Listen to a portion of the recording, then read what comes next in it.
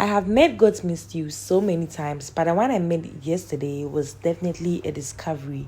Hi guys, welcome back to my YouTube channel. Today I'm making a very simple goat meat stew recipe that I know you guys are really going to love. There are so many different ways of making stew, which we all know of.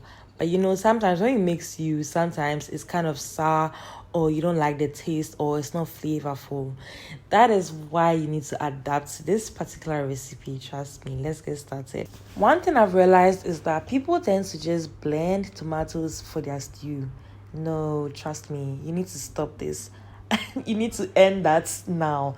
These are my ingredients I'm using, and you can see I used 2 bell peppers, large ones, 1 very large carrot, some tomatoes. I used about 8 to 9 or 7 to 8 tomatoes, some peppers. You can use Scotch bonnet or you can just use red and green Kpakposhito peppers, some onions. I used 1 large onions and a lot of red bell peppers, guys. Now these are my ingredients, and what I'm going to do is grill this in my air fryer. If you don't have an air fryer, you can use your oven. If you don't have any of these, just go ahead and cook them. It's also a nice method. Now I'm going to grill this and blend that after I've grilled them. Now this is my goat meat, and I'm going to season my goat's meat with my pepper mix, which I'm going to list the ingredients in the description box. Add that to your goat's meat and add in your seasoning cube and some goat's meat seasoning. You all know that I don't put salt in anything I do, so no salt to season, just flavorful goat's meat seasoning. Okay, now because goat meat is so hard and so stubborn to cook, you need to add in some water to make it tender. Okay, and this is also a good way to make your goat meat stock, and trust me, you're going to get the very best goat meat stock from this kind of method. Okay, now cook your goat meat so it's very soft. Okay, emphasis on the softness. Now once that goat meat is cooking, you're going to add in some oil to your saucepan. Add in a bit of onions. You're just adding a little onions for flavor because there's already onions in the tomato mix. You already know that.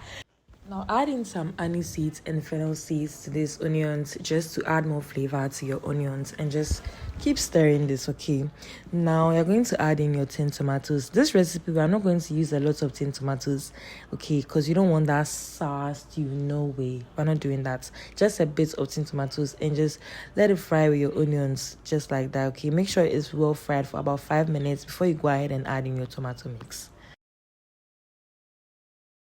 Now adding your tomato mix to this stew, you can see the color of the tomato mix. If you don't get this color, please go and do it again. You need to get this kind of gold or yellow color for your tomato mix. Now cover the stew and let your stew cook. And the funny thing is, with this method, the stew doesn't keep long. It will not even take you an hour to cook this stew with this method. Trust me. Now you're going to add in your stock from your goat's meat that you've cooked earlier. Give it a good mix because the stock is going to add in that flavor that you need in your goat's meat, because you want the stew to be goat's meat stew, so you need your stock in that. Now add in your fried goat's meat. You can decide not to fry your goat's meat, but I feel like it's best if you fry it so that it can keep long. You can see how good this stew is looking already, and the flavor in this stew, even without seasoning, was so great, guys. I loved it. Now I'm going to go ahead and add in your seasoning to this stew. I used my goat's meat seasoning and I added a bit of Maggi cubes to this, combined everything, added a bit of Aniseed, Rosemary, just for more flavor. You know me, I like flavor. Like, I build flavor in my stew. I intentionally build it. That's what I do all the time. Now you're just going to garnish this with some Kpakposhito and let that goat's meat soak all the stew flavor, and your stew is ready. Guys, you can see how good this is. And this is my rice. I am going to pair my stew with this beautiful rice that you see there. It was delicious as well. Now I'm going to add in your goat's meat stew, and this is ready. If you love this recipe, please like my videos and don't forget to share and subscribe to my YouTube channel. Bye.